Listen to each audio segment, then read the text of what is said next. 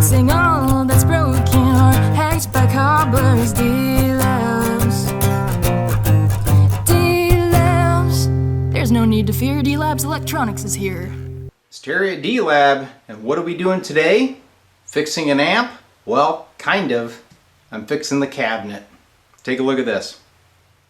So this is a D-Lab tritone amplifier. I built these right around 2015. This one was built in this beautiful GE Bakelite cabinet. Fella shipped it to me because he thought I had a problem, which turned out to actually be his patch cable. But unfortunately, when I opened up the box, surprise, surprise, took a hit and busted the Bakelite cabinet. I can't repair the cabinet, but I can put it in another cabinet, and that's what we're going to do.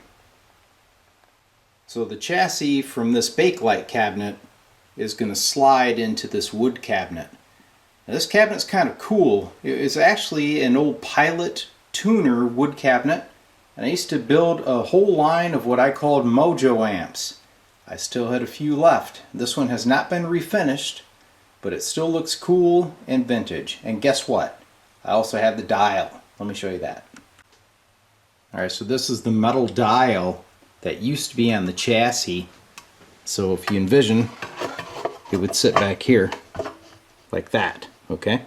So we're going to keep that as a feature for this new amp, and I'm going to light this jewel just like this jewel used to light on the Bakelite. Alright, so I'll pull this chassis out so you can see how the old tritone was built before you loosened everything. Out she comes. So it is a Class A amplifier.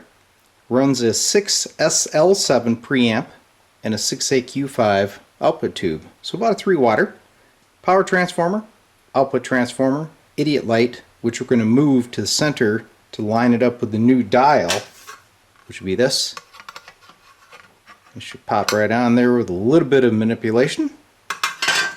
Here's the wiring underside. Pretty basic. Unfortunately, I do not have the schematic for this amp. I tried to find it, but it does not exist. There is the date it was made. Alright, it's time to do a little test fit of the chassis into the old Mojo cabinet. So to clue you in, back in the day when I built this series of amps, I always used the same pattern so that they would go into these cabinets. It just so happened that I put this one in that Bakelite cabinet. So it should go right in here, just like it was made for it pretty much. And it does. You can see it drops right in. Gonna have to open this hole up a little bit for the input jack, and of course the light has to come over here. And I'll get the front panel connected to the chassis. Should be a piece of cake. Here we go, quick test fit. Just got the panel on there with one nut. I had to open this up to clear that shaft, but you should go in there pretty well.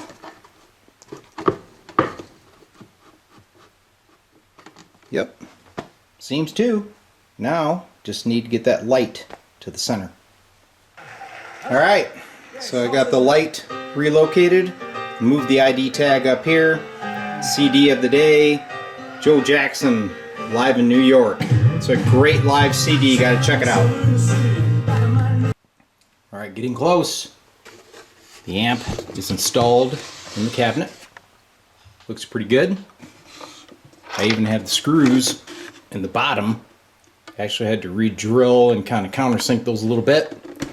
The only thing now that I see I'm going to have to do, I had to cut back. That cord was fighting me. What I noticed was the shafts of those pots are a little long now because they don't have much material that they have to clear, so I'm going to have to cut those back so they don't stick out. And then I'll throw a little bit of Old English on the cabinet. Looks like the input jack lined right up. Almost done. Alright, adjusted those shafts. Knobs are on there nicely. I have the little felts behind them. Let's get this thing cleaned up, then I'll fire it up. See what it looks like. From the beast, with a little bit of liquid encouragement and Old English, now becomes the beauty. Let's get the chassis installed and fire it up. I bet you it's going to look like $1,000,000. There she is powered up. I don't know if you can see it, but there's a real cool red ring projecting off that jewel. This thing is wild looking. Alright, it's test time. I have an audio generator, dummy load, scope, my typical thing. This middle knob is volume. You see that? Nice and clean. And over here is tone. Okay. The cool thing is, you can really crank her right and see that distortion, but you can also bypass tone, and now watch. Whammo jammo! A lot more gain. This is a great little amp. I think I should probably start making these again.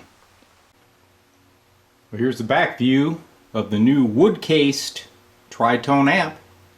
6SL7 up front, 6AQ5 in the back. I think this guy's gonna be very happy. Hope you guys like this. It's not my typical video, but every once in a while you do have to fix cosmetics on amps.